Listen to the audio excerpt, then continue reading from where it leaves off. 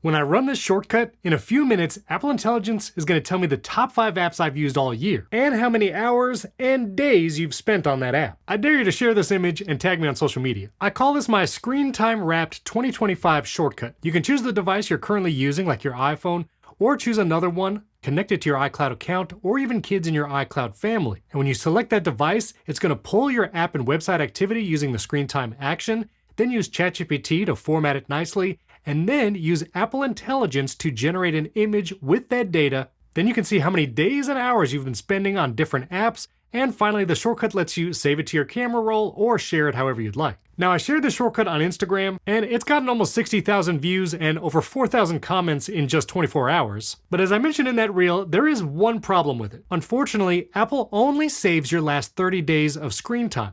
So what this shortcut is actually doing is pulling your last month of actual screen time data and then multiplying it by 12. So overall, it's an estimation. If your last 30 days of usage of your device is typical from the past year, then the days and hours you've spent on those apps should be pretty close. But if you went on a trip in the last month, maybe tried a new app, it's not going to be totally accurate. So I'm about to give you some shortcuts that will help you log your actual screen time for the next year and give you a fully accurate screen time recap at the end of 2026. So step 1, if you want a shortcut that just shows you all the screen time that is available on your phone, this one will get the last 30 days of screen time. You can still choose your current device or another one connected to iCloud, and all this does is going to get the top 10 apps used. If you want to change that, you can change the number 10 to 20, or just get all the items from list and you can see a full report.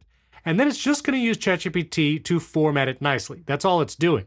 When you run this shortcut, and it will run much faster than the one that generates an image, you'll see a list of the top 10 apps that you used and the actual screen time data that your phone is pulling. So this is just the last month. You can see the hours and minutes for your top 10 apps. And again, you can change that number 10 if you want to see the top 20, or remove this action completely to see all the apps. And this is not doing any kind of estimation. This is pulling your actual app and website activity for different devices. I'll run it again, and you can see I can even choose another. You'll also see multiple all devices here. This is going to be all of your devices. And if you have kids in your iCloud family with multiple devices, like my son Jordan here, I can choose all devices for him, and it will calculate his iPads, iPhone, and any other Macs he might be attached to. I'll choose my middle son's iPad. I know there's going to be a lot of Plex time on there because we save videos there. And no estimation, this is his actual screen time. How many hours on Plex, things like that. So I'm going to put links to this shortcut and all the other ones down in the video description. That will just give you a quick report of your last 30 days actual screen time data. But if you want to log it every month, I created this shortcut.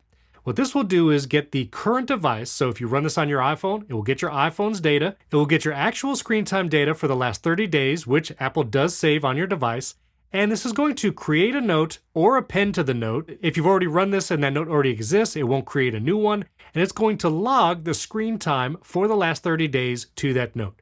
I'll show you, I can run this easily, and you'll see at the end it's going to open the note. Then here on the note, I call it my screen time log. Every time you run it, it's going to put the dates where it pulled this information. So November 5th to December 5th.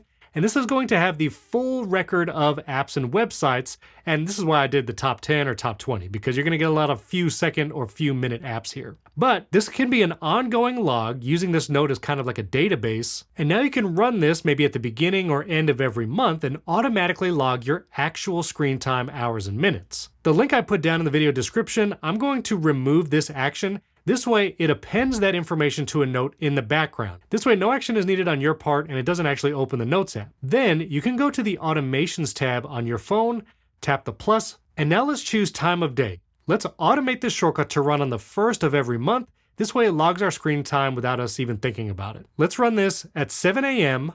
monthly, and then we'll choose January 1st, 2026 as the first one. We want this to run immediately, don't notify when run, and now this shortcut's going to run on the 1st of every month.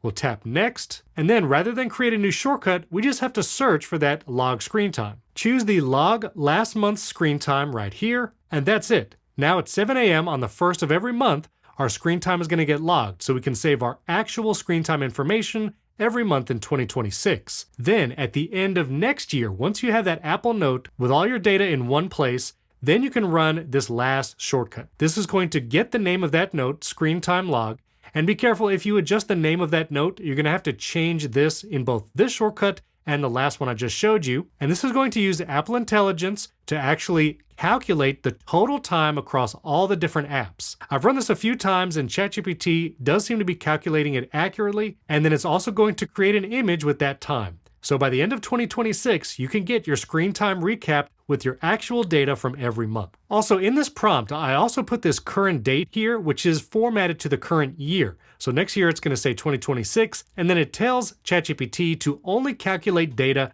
from that year. And to prove that that works, here in my screen time note, it logs the date automatically. That's built into the last shortcut. And what I did here is I actually put one entry for 2024, and I put like 187 hours of shortcuts. Now, when you run that last shortcut, it should ignore this because it's last year, 2024, and the current year, when you're watching this, is 2025. So I'll go over and let's run this shortcut. If we have an outlandish number of hours for the Shortcuts app, then we know that this part didn't work, but I've logged a few months of screen time in Shortcuts to that note, and so let's see what it comes up with. Now this is calculating it from that note. I'm gonna have to change the prompt so it doesn't put those dates there, but you can see there's no outlandish number of days of shortcuts, so it ignored that 2024 entry and it just pulled from the current year, 2025. So when you run this at the end of 2026, and then it will tell you the top 5 apps, the current year, and calculate your note of screen time with your top 5 apps. So in summary, if you want an estimation of your 2025 screen time, getting your last 30 days of data and multiplying that by 12, run my screen time wrapped 2025 shortcut.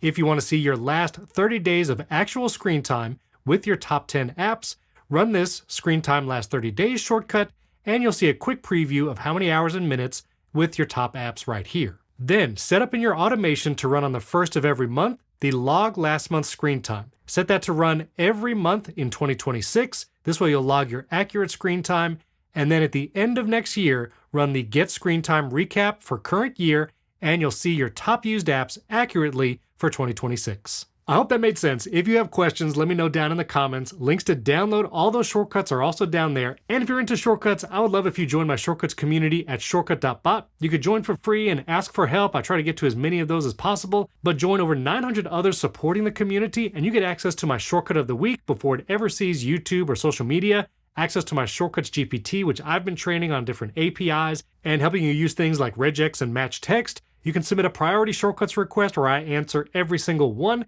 And you can access my shortcuts database, search for my past shortcuts, and also I live stream every week. Every Wednesday at 12 p.m. Eastern, I share new shortcuts. I'm streaming live where you can watch, submit requests in the chat, and links to download all the shortcuts I talk about in those weekly live streams are here in the stream replays. We'd love if you joined. That's at shortcut.bot. You can also get Shortcuts merch. That link is down in the video description. My last Apple Intelligence Shortcuts Roundup is here, and another one's coming soon, so get subscribed and hit that like button. And I'll put another video right up here that YouTube thinks you'll enjoy. Thanks so much for watching. I'll catch you next time.